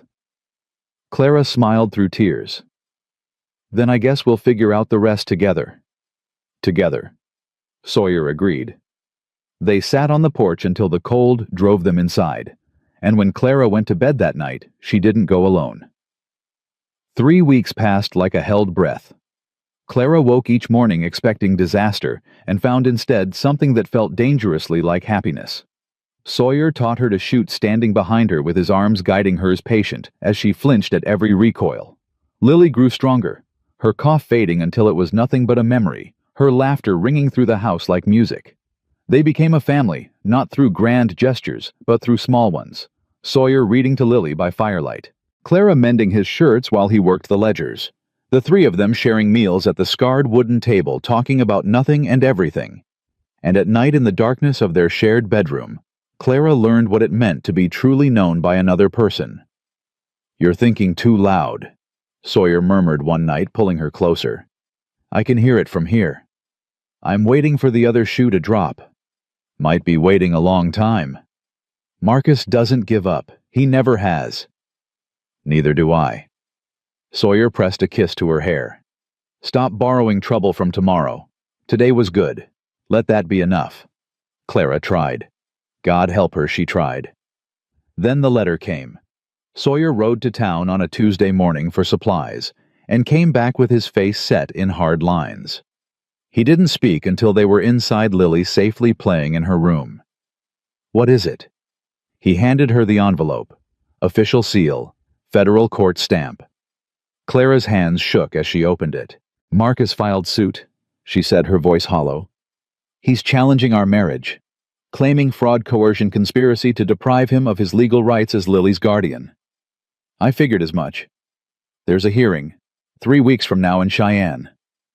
Clara looked up, her eyes wild. "Federal court, Sawyer, not local, not somewhere you have friends and reputation. Federal." "I know what federal means. He's going to win. He's got lawyers and money and connections, and we have nothing. We have truth. Truth doesn't matter when the other side has enough money to bury it." Sawyer took her face in his hands, forcing her to meet his eyes. "Clara, listen to me. I've already been in touch with some people, friends from my Army days. One of them is a lawyer now practicing in Denver. He's agreed to represent us." "A lawyer?" "Name's Samuel Cross. We served together in the war. He's good, Clara. One of the best. And he owes me a favor." "What kind of favor?" "The kind where I pulled him out of a burning building at Antietam." Sawyer's voice was matter-of-fact. "He's been waiting 20 years to pay that debt. Now he gets his chance." Clara felt some of the panic recede, replaced by a fragile hope. "When does he arrive?" "End of the week. He's bringing everything he needs to build our case. And if it's not enough, then we'll find something else. We'll keep fighting until there's nothing left to fight with." Sawyer's jaw tightened. "I made you a promise, Clara. I intend to keep it." Samuel Cross arrived on a Friday afternoon. He was nothing like Clara expected. Tall and lean, with wire-rimmed spectacles and a gentle manner that seemed at odds with his reputation. But there was steel beneath the softness, a sharpness in his eyes that missed nothing. "Mrs. Hartley." He took her hand with formal courtesy. "Sawyer's told me everything. I want you to know that I believe in your case, and I'm going to do everything in my power to see justice done." "Thank you, Mr. Cross." "Samuel, please. Now I'm going to need you to tell me your story from the beginning. Every detail, no matter how small. The more I know, the better I can prepare." They sat at the kitchen table and Clara talked. For hours she talked. About Edward's death. About Marcus showing up at the funeral. About the corrupt judge in Philadelphia. And the guardianship papers that had set this nightmare in motion. Samuel took notes, asked questions, nodded at key points. "This judge in Philadelphia," he said finally. "Do you know his name?" "Harrison. Judge Robert Harrison." Samuel's eyes lit up. "Harrison. That's interesting." "Why?" "Because Judge Harrison was removed from the bench 6 months ago. Corruption charges. Half his rulings are being reviewed and overturned. Samuel smiled thinly. Including, I suspect, the guardianship order for your daughter. Clara stared at him. What does that mean? It means Marcus's entire legal foundation may be built on sand. If I can prove that the original guardianship was obtained through corruption, everything else falls apart. Can you prove it? I can certainly try. Samuel closed his notebook. I'll need to send some telegrams, contact some colleagues back east. But Mrs. Hartley, I think you may have more ammunition here than you realize. The next 2 weeks were a whirlwind. Samuel worked day and night sending telegrams, receiving responses, building their case piece by piece. Clara watched him with a mixture of gratitude and anxiety, hardly daring to hope. Sawyer kept the ranch running, but he was never far from the house. He checked on Clara constantly, bringing her coffee, sitting with her when the fear got too heavy. What if it doesn't work? She asked one night, her voice small. Then we'll figure out something else. There might not be anything else. If the court rules against us. Hey! Sawyer pulled her close. We're not there yet. Don't give up before the fight's even started. I'm not giving up. I'm just scared. I know. I am too. Clara looked up at him. You are? Course I am. I've got everything to lose now. You lily this life we're building. He touched her face. But being scared doesn't mean we stop fighting. It means we fight smarter. The day before they were set to leave for Cheyenne, Margaret Dawson came by with news. Marcus is already there, she reported, breathless from her ride. Checked into the Grand Hotel 3 days ago. Word is he's got a whole team of lawyers with him. 4 or 5 of them, all from Philadelphia. Clara's heart sank. 4 lawyers. We only need one good one, Sawyer said firmly. Samuel's worth 10 of whatever hired guns Marcus dragged out here. There's more. Margaret's face was troubled. He's been talking to people, important people, the territorial governor, a couple of federal judges. He's trying to poison the well before you even get there. Let him talk. Sawyer's voice was hard. Talk's cheap. Evidence is what counts. They left at dawn the next morning. Lily sat between Clara and Sawyer in the wagon, clutching her doll Rosie, and watching the landscape roll by with wide eyes. Mama, why do we have to go to court? Because Uncle Marcus is trying to take you away from us, but we're going to show the judge that you belong with Papa Sawyer and me. But I don't want to go with Uncle Marcus. He's mean. I know, baby. That's what we're going to tell the judge. Will the judge believe us? Clara met Sawyer's eyes over Lily's head. We're going to make sure he does, Sawyer said. Don't you worry, little one. Nobody's taking you anywhere. Cheyenne was bigger than Clara expected. Busy streets, tall buildings, people everywhere. It felt overwhelming after weeks on the quiet ranch. Samuel met them at the train station. His face was serious, but not defeated. We have a problem, he said without preamble. Marcus has hired Judge William Foster to hear the case. Hired a judge? Clara's voice rose. He can do that. He didn't hire him directly, but Foster owes favors to some of Marcus's associates. It's not technically corrupt, but it's not exactly fair either. So we've already lost. No. Samuel's voice was firm. We haven't lost anything yet. Foster may be friendly to Marcus, but he's not stupid. He won't rule against clear evidence just to please a business associate. We just have to make sure our evidence is strong enough that he can't ignore it. And is it? Samuel smiled. Come with me. I have something to show you. He led them to a small office near the courthouse. Inside the desk was covered with papers, letters, documents. I've been busy, Samuel said. Very busy. And I've found some things that Marcus probably hoped would never see the light of day. He handed Clara a stack of papers. These are financial records. Marcus Whitmore is deeply in debt. Gambling debts mostly, but also some questionable business dealings. He owes money to people who don't ask nicely for repayment. I knew he had debts, but That's not all. Samuel pulled out another document. This is a letter from the estate executor in Philadelphia. Marcus has been stealing from the trust for years, long before Edward died. He's been forging documents, creating false expenses, siphoning money into his own accounts. Clara's hands were shaking. He's been stealing Lily's inheritance. Since she was born, apparently. By my calculations, he's taken nearly $8,000. Samuel's voice was grim. When your husband died and you became Lily's guardian, Marcus panicked. He knew it was only a matter of time before you discovered the missing money. That's why he moved so fast for guardianship. He needed control of the accounts before anyone realized what he'd done. So this was never about Lily. It was always about the money. Lily was just the means to an end. Clara sat down heavily, her mind reeling.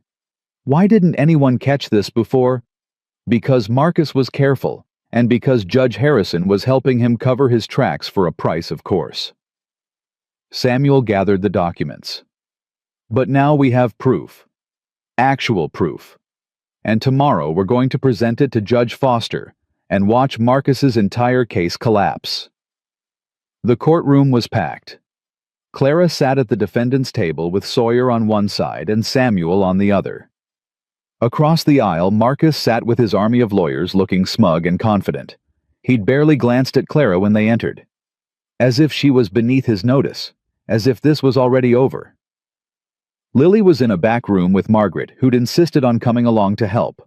Clara hated having her daughter so close to all this ugliness, but Samuel had said it might be necessary for Lily to testify, and they needed her nearby. All rise, the Honorable Judge William Foster presiding. Everyone stood as the judge entered. He was older than Clara expected, with white hair and a stern face that gave nothing away. Be seated. This court is now in session. Foster shuffled some papers. The matter before us is Whitmore v. Hartley. Mr. Whitmore claims that the defendant Clara Hartley, formerly Clara Whitmore, kidnapped his niece, one Lily Whitmore, in violation of a legal guardianship order issued by the Commonwealth of Pennsylvania. He further claims that her subsequent marriage to Mr. Sawyer Hartley was a fraudulent attempt to circumvent said guardianship. Marcus's lead lawyer stood. That is correct, Your Honor. We intend to prove that Mrs. Hartley is an unfit mother who conspired with Mr. Hartley to steal a child from her rightful guardian. Mr. Cross your response. Samuel rose, calm and composed. Your Honor, we intend to prove that no such kidnapping occurred, as the guardianship order in question was obtained through fraud and corruption. We will demonstrate that Marcus Whitmore has no legitimate claim to Lily Whitmore, now Lily Hartley, and that his pursuit of this case is motivated entirely by financial self-interest. A murmur rippled through the courtroom. Marcus's face darkened. Strong words, Mr. Cross. I hope you can back them up. I can, Your Honor. And I will. The proceedings began. Marcus's lawyers went first, laying out their case with practiced precision. They presented the guardianship papers, testified to Clara's erratic behavior following Edward's death, produced witnesses who claimed she was mentally unstable and incapable of caring for a child. Clara listened with growing horror. These people were lying under oath in a court of law, and making it sound so convincing. Stay calm, Sawyer murmured, squeezing her hand under the table. Our turn's coming. When Samuel finally rose to present their defense, Clara held her breath. Your Honor, I'd like to start by addressing the guardianship order that Mr. Whitmore claims gives him authority over Lily Hartley. He approached the bench with a stack of papers. This order was signed by Judge Robert Harrison of the Philadelphia County Court. What the plaintiff's lawyers have failed to mention is that Judge Harrison was removed from the bench 6 months ago following a federal investigation into corruption. 37 of his rulings have been overturned, including several guardianship orders obtained under suspicious circumstances. The courtroom buzzed. Marcus's lawyers were on their feet objecting, but Foster waved them down. Continue, Mr. Cross. Furthermore, we have evidence that Marcus Whitmore paid Judge Harrison directly for the favorable ruling. Here are bank records showing a transfer of $500 from Mr. Whitmore's account to a shell company owned by Judge Harrison, dated 3 days before the guardianship order was signed. Samuel handed the documents to the judge. "This is highly irregular," Marcus's lawyer protested. "These records could be falsified. They're certified by the Philadelphia City Bank." Samuel interrupted. "Feel free to verify them yourself." Foster studied the papers, his face unreadable. "Continue, Mr. Cross." "But the corruption doesn't end there." Samuel turned to face the courtroom. Marcus Whitmore didn't pursue guardianship of his niece out of concern for her welfare. He pursued it because he's been systematically stealing from her trust fund for years, and he needed control of the accounts to cover his tracks. "Objection." Marcus's lawyer was on his feet. "This is slander." "It's fact." Samuel's voice was sharp. "I have here a forensic audit of the Whitmore Family Trust, conducted by the accounting firm of Morris and Associates. It shows that over the past 6 years, Marcus Whitmore has embezzled approximately $8,000 through fraudulent expenses, forged signatures, and falsified records." He handed another stack of papers to the judge. Edward Whitmore never knew. He trusted his brother to manage the family finances. But when Edward died and Clara became Lily's guardian, Marcus realized she might discover the theft. So he moved quickly to have her declared unfit to obtain guardianship, to silence any questions before they could be asked.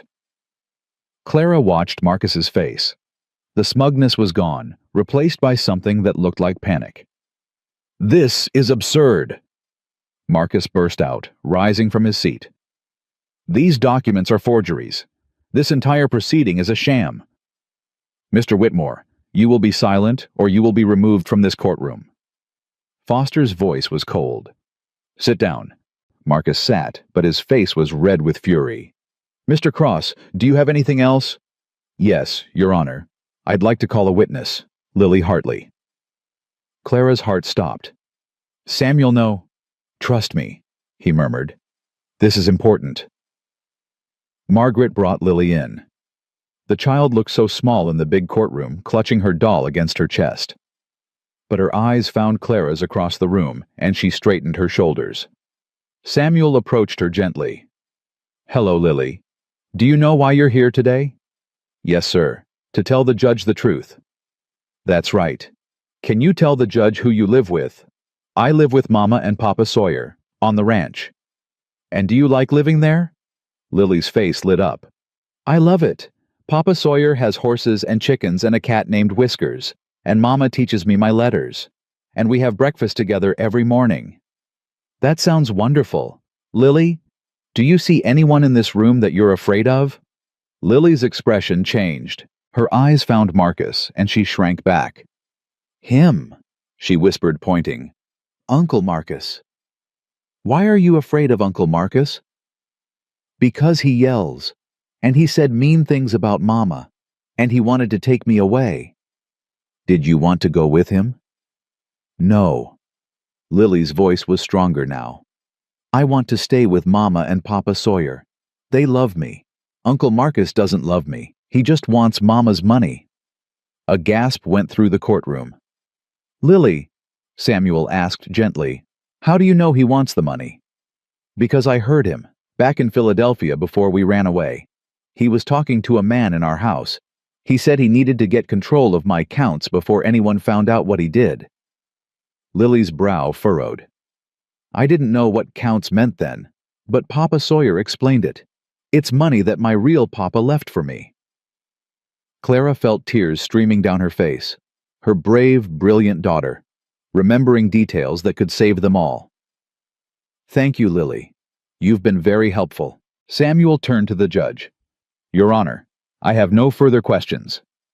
Marcus's lawyer stood to cross-examine, but he barely asked 3 questions before Lily's honest, unwavering answers made him give up. There was nothing he could do to shake her testimony. When Lily was dismissed, she ran straight to Clara and climbed into her lap. "Did I do good, Mama?" "You did so good, baby. So good." Judge Foster called a recess. When court reconvened an hour later, his face was grave. "I've reviewed the evidence presented by both parties, and I've come to a decision. Clara gripped Sawyer's hand so hard her knuckles went white. The guardianship order issued by Judge Harrison is hereby vacated.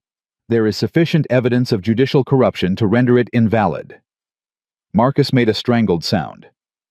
Furthermore, the marriage between Clara Whitmore and Sawyer Hartley is ruled legitimate. There is no evidence of fraud or coercion, only two adults entering into a legal union for mutual benefit. Clara let out a sob. The adoption of Lily Whitmore by Sawyer Hartley is likewise upheld. She is in the eyes of this court, Lily Hartley, daughter of Sawyer and Clara Hartley. Your Honor, Marcus's lawyer tried to interrupt. I'm not finished. Foster's voice was sharp. As for Marcus Whitmore, the evidence of embezzlement presented here today is deeply troubling. I am referring this matter to the federal prosecutor for investigation. Mr. Whitmore, I strongly suggest you retain criminal counsel. Marcus's face went white. This court rules in favor of the defendants. Case dismissed. The gavel fell. Clara collapsed against Sawyer, sobbing with relief. He held her tight, his own eyes wet. It's over, he said. It's really over.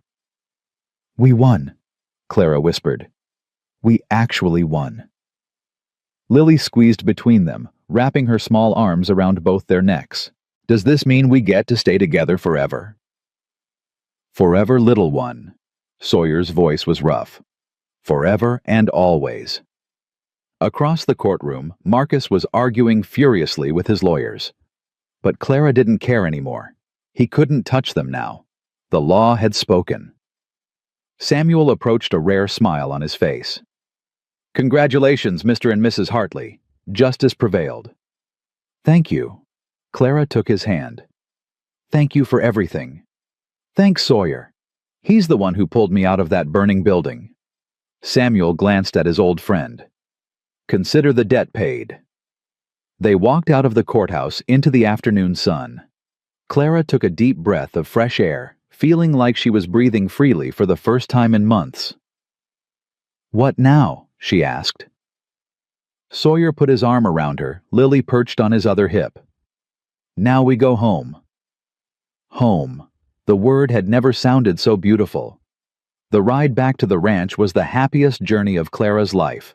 Lily chattered the whole way about what she'd say to the chickens, when she got back about whether Whiskers had missed them, about what they should have for dinner to celebrate.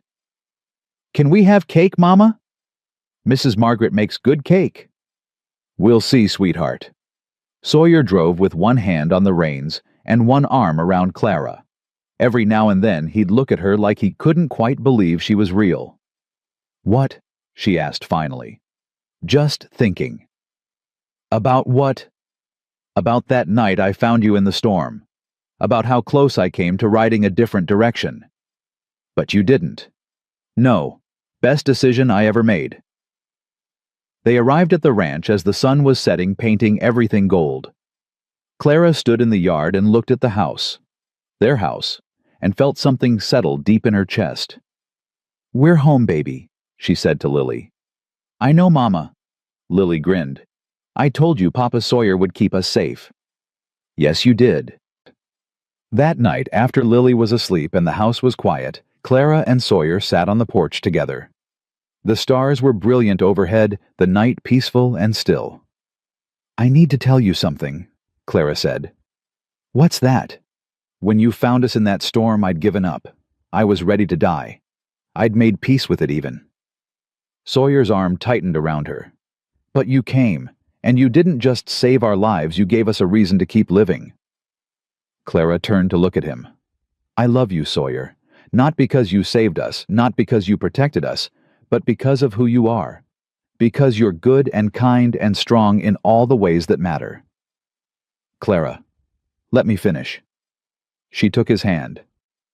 I know this started as an arrangement, a legal convenience. But somewhere along the way, it became real. You became real. And I want you to know that I'm not just grateful to be your wife. I'm honored. Sawyer was quiet for a long moment. When he spoke, his voice was rough.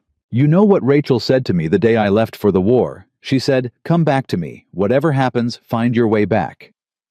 Did you? I tried, but I was too late. She was gone before I could keep my promise. He turned to Clara, his eyes bright. I've spent 10 years feeling like a failure, like I let her down.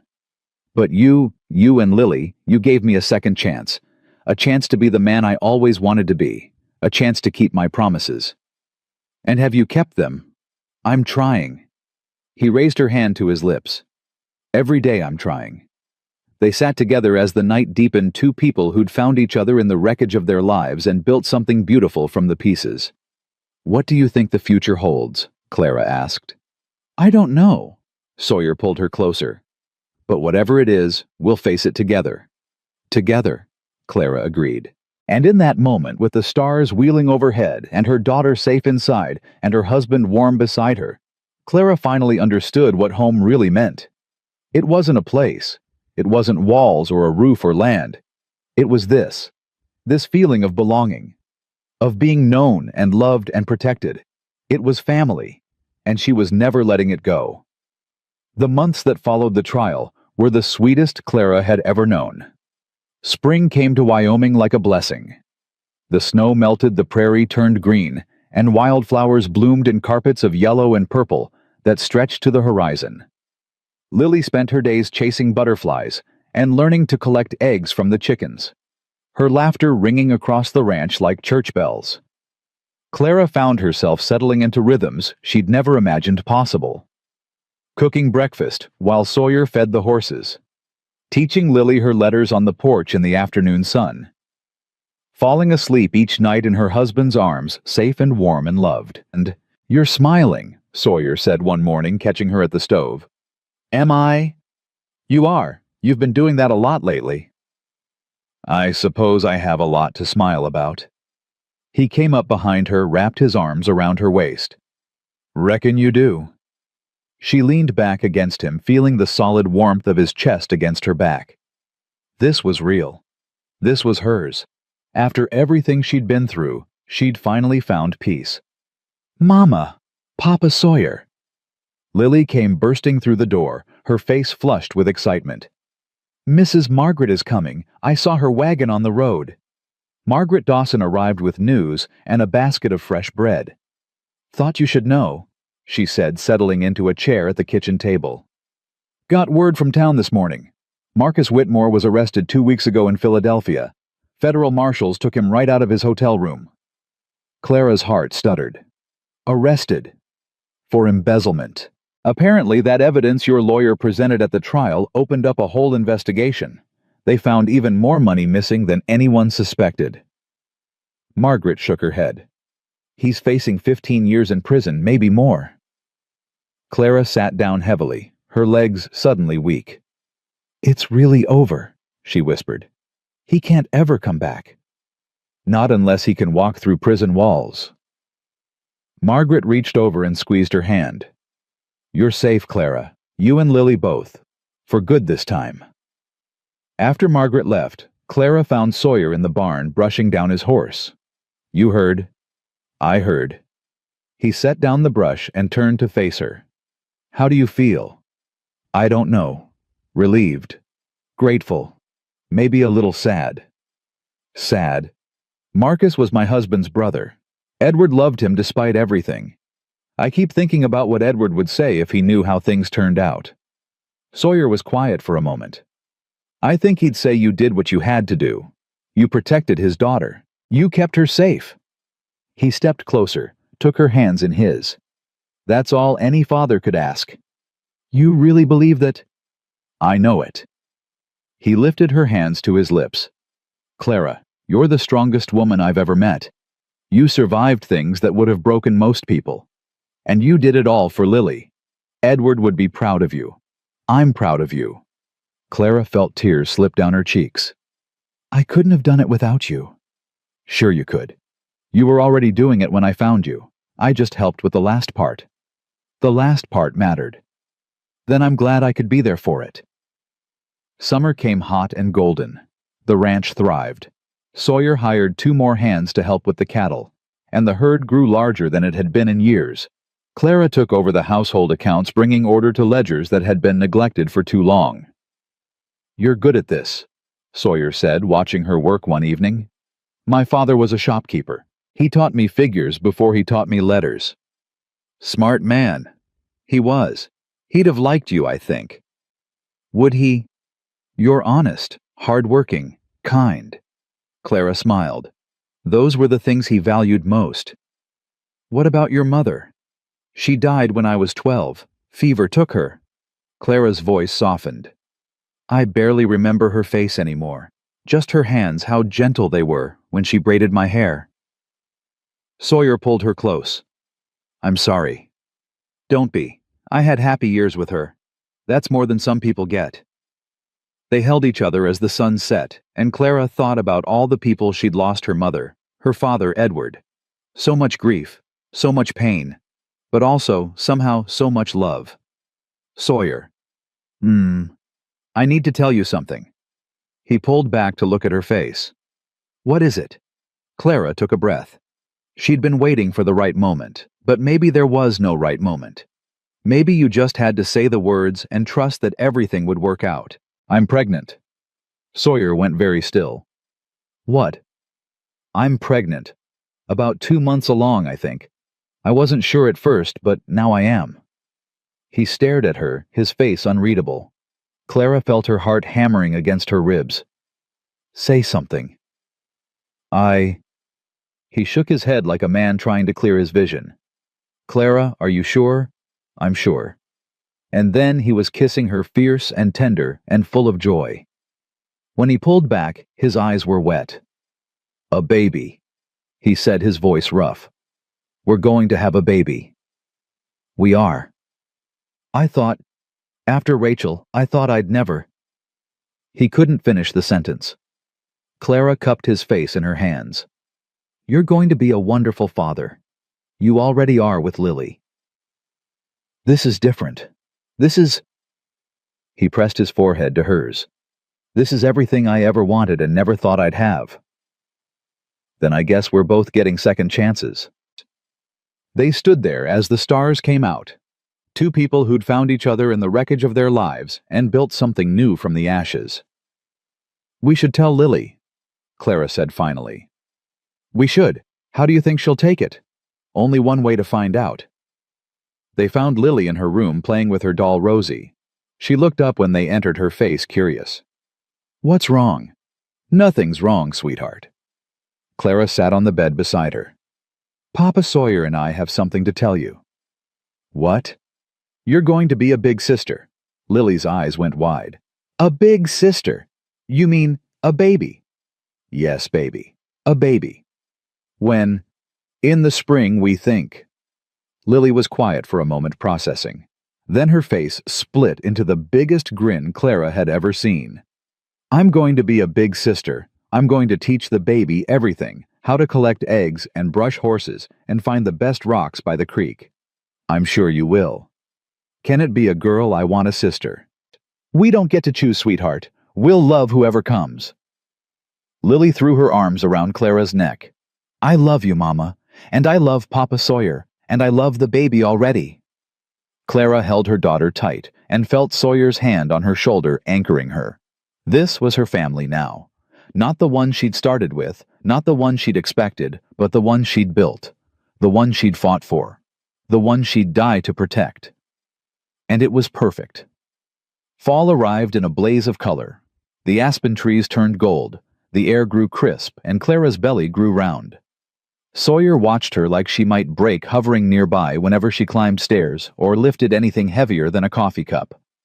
I'm pregnant, not dying, she told him one morning, exasperated and amused. I know, You just what? I lost Rachel, he said quietly. She was pregnant when she died. I wasn't there to protect her. I can't. I won't let that happen again. Clara's irritation melted away. She took his face in her hands. Sawyer, look at me. He met her eyes. I'm not Rachel. This isn't the same situation. We have a doctor nearby. We have Margaret and the Dawsons. We have everything we need. She kissed him softly. I'm going to be fine. The baby's going to be fine. You have to believe that. I'm trying. Try harder. She smiled to soften the words. I need you focused and strong, not hovering over me like I'm made of glass. Yes, ma'am. That's better. Winter came early that year. The first snow fell in late November, blanketing the ranch in white. Clara watched it through the window, remembering another snowstorm, another desperate night. How different everything was now. You're thinking about it again, Sawyer said, coming up beside her. About what? The night I found you. Clara nodded slowly. It's hard not to when the snow falls. I remember how cold I was, how sure I was that we were going to die. But you didn't. But I didn't. She leaned against him. Sometimes I wonder what would have happened if you'd ridden a different direction that night. Don't. Don't wonder. Don't think about it. The past is the past. What matters is now. What matters is this. He put his hand on her belly, feeling the baby kick against his palm. What matters is the future we're building. When did you get so wise? I've always been wise. You just weren't paying attention. Clara laughed, and the sound echoed through the warm house, mingling with the crackle of the fire, and Lily's voice from the other room singing to her dolls. This was happiness. This was home. The baby came in March, on a night when the wind howled and the snow fell thick and fast. Clara labored for 12 hours, Margaret at her side, Sawyer pacing the main room like a caged animal. Lily had been sent to the Dawsons' place, safe from the chaos and fear. Push, Margaret instructed. One more time, Clara. You're almost there. Clara screamed and pushed and felt like she was being torn in two. Then suddenly it was over. A thin, reedy cry filled the room. It's a boy, Margaret said, her voice thick with emotion. A beautiful, healthy boy. She laid the baby on Clara's chest, and Clara looked down at her son for the first time, red-faced and squalling with a thatch of dark hair and Sawyer's nose. Hello, little one, she whispered. We've been waiting for you. The door burst open and Sawyer was there, his face pale with worry. Clara, is she? I'm fine. Clara looked up at him, tears streaming down her face. We're fine. Come meet your son. Sawyer crossed the room in 3 strides and knelt beside the bed. He looked at the baby, then at Clara, then back at the baby. A son, he said, his voice cracking. We have a son. We do. He reached out with trembling fingers and touched the baby's cheek. The infant turned toward the touch, mouth working, and something in Sawyer's face shattered and reformed into something new.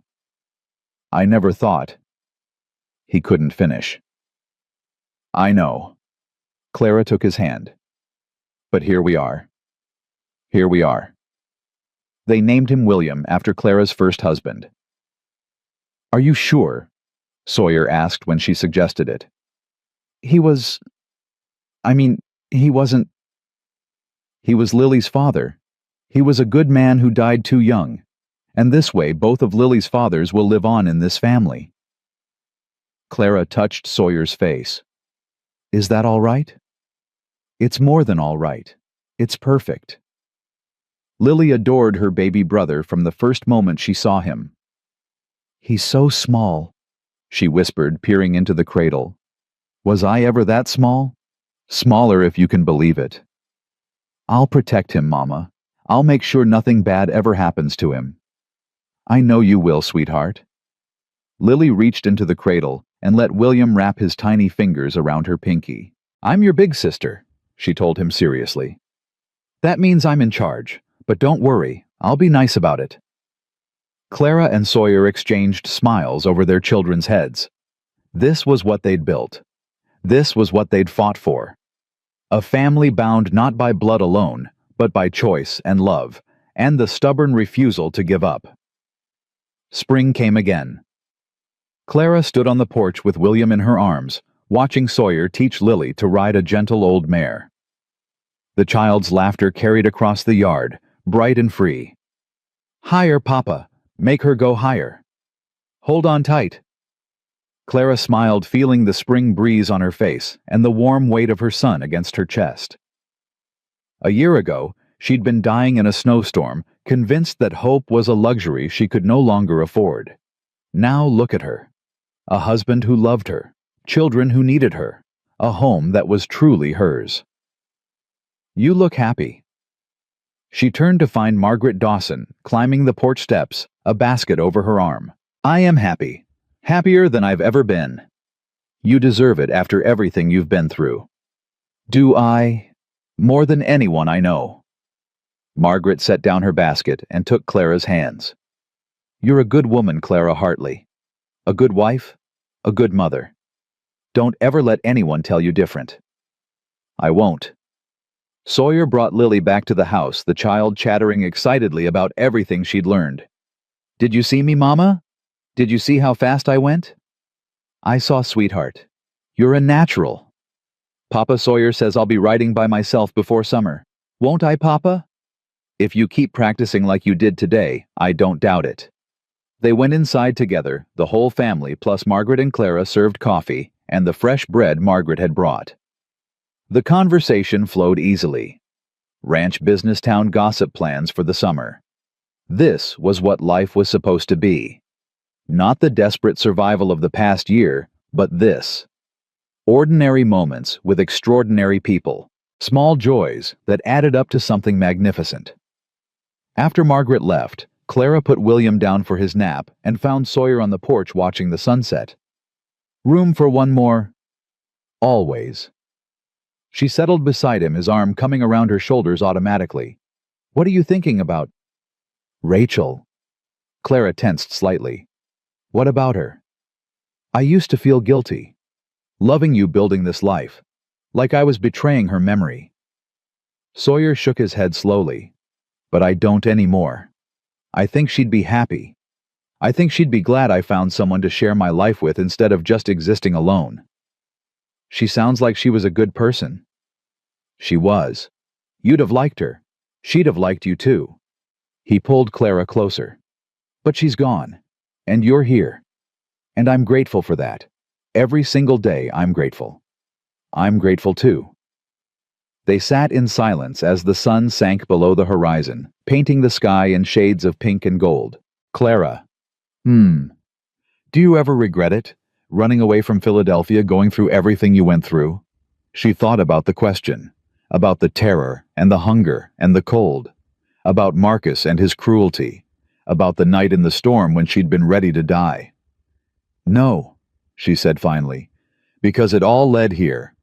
Every terrible moment, every desperate choice, it all led to you, to this family, to this life, and I wouldn't trade any of it. Even the hard parts. Especially the hard parts. They made me who I am. They made us who we are." Sawyer kissed her forehead. "Have I told you lately that I love you?" "Not in the last hour." "I love you, Clara Hartley. I love our children. I love this life we've built." His voice was rough with emotion. "And I'll spend every day I have left making sure you know it." "I know it already." She turned to face him. "But I don't mind hearing it again." He kissed her then slow and deep, and Clara felt the last of her old fears finally release their grip. She was safe. She was loved. She was home. Not because someone had rescued her, but because she'd rescued herself with help along the way. Yes, but ultimately, through her own strength, her own courage, her own refusal to give up. The widow who'd whispered, "We haven't eaten in 5 days," was gone. In her place stood a woman who knew her own worth. A mother who'd fought for her children. A wife who'd found love in the most unexpected place. The night deepened around them, stars emerging one by one. Inside the house, Lily was singing to her baby brother, her voice sweet and off-key. The cattle lowed in the distance. A coyote called somewhere out on the prairie. All the sounds of home. "We should go in," Clara said reluctantly. "In a minute." Sawyer held her tighter. "Let me just have this moment a little longer." So they stayed, two people who'd found each other against impossible odds, watching the stars wheel overhead and listening to the sounds of the family they'd built. Tomorrow would bring new challenges, new joys, new moments of fear and triumph and ordinary grace. But tonight, There was only this love, hard-won and precious blazing bright against the darkness. And that was more than enough. That was everything. Clara Hartley had crawled through snow and fire to find her place in the world. She had begged for bread from strangers and stared down men who wanted to destroy her. She had lost everything and built it back again piece by piece, choice by choice. And now, standing in the doorway of her home with her husband's hand in hers and her children's laughter echoing through the rooms, she knew the truth with absolute certainty. The storm had not broken her. It had forged her, and she would never be broken again.